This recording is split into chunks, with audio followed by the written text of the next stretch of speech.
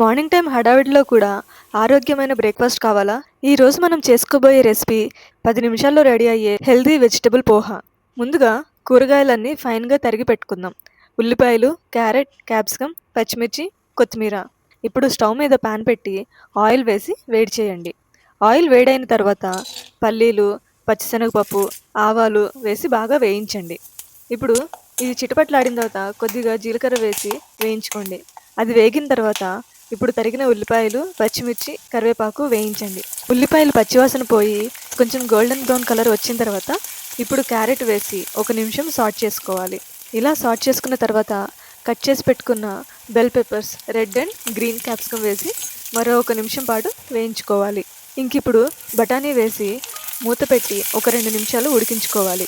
ఇది ఇలా ఉండగా పోహాను నీళ్లలో కడిగి నీళ్లు వడగట్టి పక్కన పెట్టండి. 2 నిమిషాల తర్వాత మూత తీసి అందులో పసుపు, ఉప్పు వేసి బాగా కలుపుకోవాలి. ఆ తర్వాత కడిగిన పోహా వేసి నెమ్మదిగా వెజిటబుల్స్ అన్నీ పోహాకి పట్టేలాగా కలుపుకోవాలి. అలా కలుపుకొని మూత పెట్టి సిమ్లో ఒక 2 నుంచి 3 నిమిషాలు ఉంచండి.